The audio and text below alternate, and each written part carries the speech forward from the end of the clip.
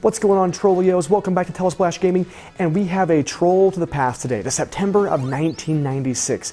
A huge month for Nintendo and a huge month for gamers. It was the launch of the Nintendo 64. And to celebrate that, I'm gonna go ahead and do an unboxing of this unit so that you know what it was like in 96 to open this bad boy up. Stick around, let's take a look.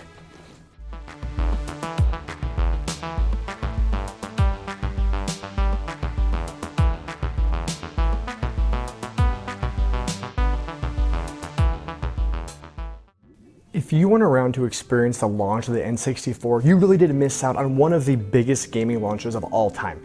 I kind of was born into the NES. The Super Nintendo was a decent launch, but I don't remember any commercials. I don't remember really being that hyped about it. But the Nintendo 64, it was a full-fledged promotion machine. Nintendo had crushed the marketing with the N64, and everything had the 64 name behind it. So in 1996, in September when this launched, it sold out instantly. That Christmas, you were lucky to get one. You couldn't get one.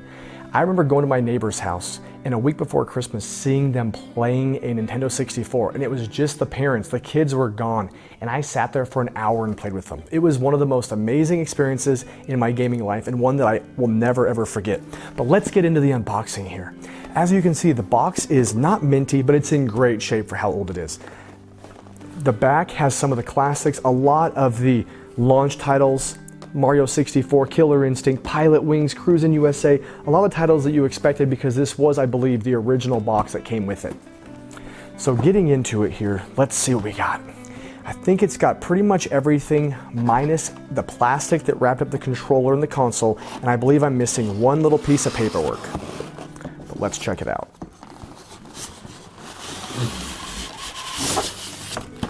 Okay, so this has the booklet. So this is kind of what you would expect if you're opening it up. It wasn't the most glamorous opening of all time, but as a kid, you couldn't wait to open it up, and you probably tore the cardboard, tore the styrofoam, and tossed it in the garbage, and now you probably wish you still had it. So with this, you have the Nintendo 64 Consumer Information Booklet. Nothing too fancy, but definitely something worth looking at if you're bored. But no kid ever did that. You freaking threw this stuff out all over the place. You didn't give a crap about this. And then the N64 Instruction Booklet, in case you know how to hook it up. This is probably the first time it's ever been opened. I know nobody ever read this thing. And come on, you know how to open it up. If you wanted a Nintendo 64, then you knew what you were getting yourself in for. Okay, let's get the console. Console's still pretty clean. Look at that. Nice console. AV port, power adapter right here, and then right here they have the expansion. Nintendo is always thinking about ways to make it better. So they had the expansion port in the front there. This actually made a chance to put the expansion pack in, which expanded the RAM from 4 megabytes, a whopping 4 megabytes, to 8. It doubled the RAM if you got the expansion pack after the N64 launched a little bit later. And it really was required to play some of the games, such as Perfect Dark. You could play Perfect Dark, but you needed the expansion pack to really experience it. Not GoldenEye, Majora's Mask, you needed it. Donkey Kong. I remember StarCraft 64, there was a expansion pack, and that let you actually play the expansion pack that came out on the PC called Brood War, which was kind of cool. So instead of having to buy an expansion pack for the Nintendo 64, they included the DLC, but you had to have the expansion pack that you put in, and that actually opened up that additional content. Kind of a unique thing. But it just gave better textures, improved the graphics a little bit. 4 to 8 megabytes is not a lot. But the console's in great shape. And then, probably the most iconic thing about the Nintendo 64 was this stinking controller. Now, I'm a huge Wario fan, so I always think of Wario when I think of this controller. Or Mario, if you want to put it this way. But this controller was so weird. And it still is to this day. It's still an odd controller. But having the different way to hold it was so weird. You always had your right hand on the A, B, and the C buttons, and then your left hand was typically on the analog stick, but every once in a while you had to use the D-pad, and then the Z button was such a weird thing, but at the time it felt amazing. And to this day, I can still play a lot of games and not feel kind of weirded out by it, but if you're a modern gamer or someone that never played the Nintendo 64, this controller is wacky. But man, I absolutely love this. And one of the coolest things about the Nintendo 64 was that you were able to play 4-player out the gate. That's what made this console so amazing, is it had the 4 controller ports built in, no expansion needed, no adapter, no splitters. As long as you had a couple of friends and a few more controllers, you could play any 4-player couch co-op game right there on the system. And that was such a cool thing. And one thing that you know, other than Sony being amazing, they didn't have 4-player support unless you bought a splitter. But Mario Kart, GoldenEye, some of those original games that were 4-player were just awesome on the Nintendo 64. Power adapter here. Now this power adapter is kind of unique that a lot of the Nintendos and the Super Nintendos came with a big brick at the end, so you'd always take up a couple spots or you'd take up a lot of space on your power outlet. The nice thing is Nintendo figured out that we'll make a power brick in the Nintendo 64 adapter, plug it in the back, and then you can just have your normal 2-prong plug-in. So that was kind of cool. And last but not least is the AV. Again, fairly proprietary to Nintendo, an AV plug-in with your red, white, and yellow.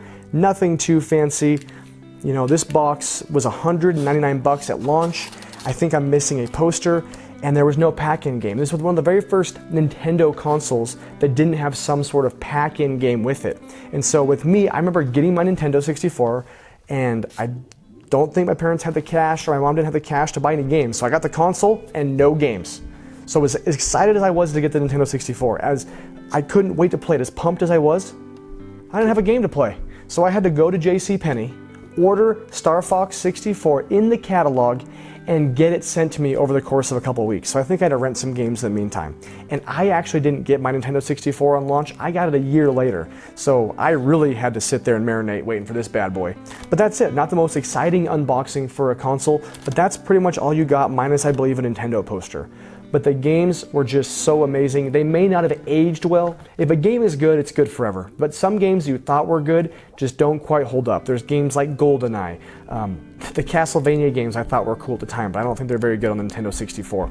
A lot of those first-gen 3D games, they did a lot. They were really moving the needle in terms of progression in gaming, but when you look back at them now, they're kind of turds. They really are. But the Nintendo 64 and the PlayStation, and even the Saturn, but the Saturn kind of doesn't get as much love as it should, really kind of brought that 3D gaming to the market, and it was mind-blowing. It really was. I can't think of a better word than just looking at this going, wow, it won't get any better. This is the best it's ever going to look. And well, we say that every time, and now we have some big launches coming up this fall. But anyway, guys, that is the unboxing of the Nintendo 64. Let me know in the comments some of your memories, what some of your favorite games are. This is definitely really a big nostalgia trip for me, and as much as there's not a whole lot to it, it's still really cool to see what it was like packed in on that first day at $199. All right, guys, as always, thanks for subscribing, thanks for watching. Keep trolling, keep rolling. We'll see you next time.